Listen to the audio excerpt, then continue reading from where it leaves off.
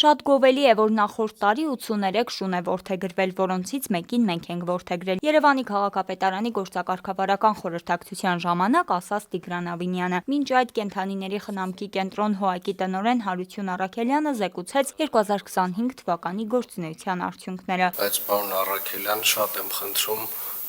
այլևս կնոջը շունչ տալ։ Մեր տանը էլ տեղ չկա։ Երեքն են նրանք արդեն։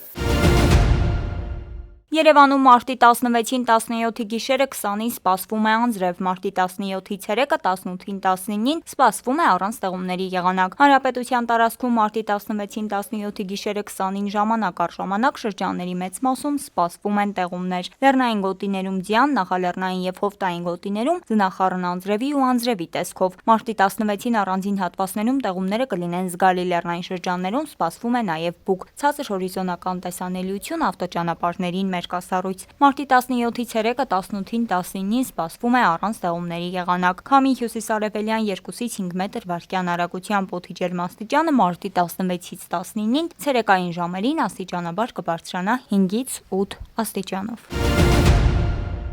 Այս գիշեր Դուբայի միջազգային օդանավակայանի մոտակայքում անօդաչու թռչող սարքի ընկնելուց հետո վառելիքի բակ է հրդեհվել։ Դուբայի կառավարության մամուլի ծառայությունը հայտնել է, որ զոհերի մասին տեղեկություններ չկան։ ՌԻԱ Նովոստին գրում է, որ Էմիրության միջազգային օդանավակայանից թռիչքուղու մոտ գտնվող վառելիքի բակում բռնկված հրդեհի պատճառով որոշ չվերթներ Դուբայի հարավում գտնվող օդանավակայան են ուղղվել։ Որոշ չվերթներ վերադարձվում են իրենց մեկնման կետեր։ Շոթը գրում է, որ տասնյակ զբոսաշրջիկներ մնացել են Դուբայի օդանավակայանում իրանական անօդաչու թռչող սարքի հարձակումից հետո։ Օդանավակայանը մնում է փակ եւ տարածքում խոշոր հրդեհ է։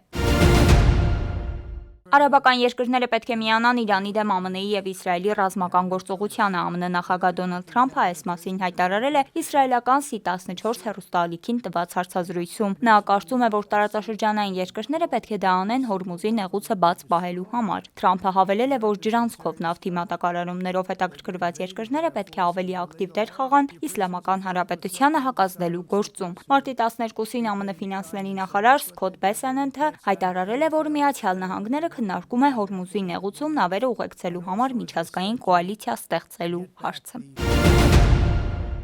Լոս Անջելեսում կայացել է Օսկարի 98-րդ մրցանակաբաշխությունը։ Լավագույն ռեժիսոր անվանակարգում հաղթող է ճանաչվել Փոլ Թոմաս Անդերսոնը իր «Մարտը մարտի հետևից» ֆիլմով։ Լավագույն դերասան է ճանաչվել Մայքլ B. Ջորդանը «Մեղսագործները» ֆիլմի համար։ Լավագույն դերասանուհի է ճանաչվել Ջեսի Բաքլին «Հեմնետ» ֆիլմի համար։ Օսկար մրցանակաբաշխության լավագույն ֆիլմ է ճանաչվել «Մարտը մարտի հետևից» ֆիլմը։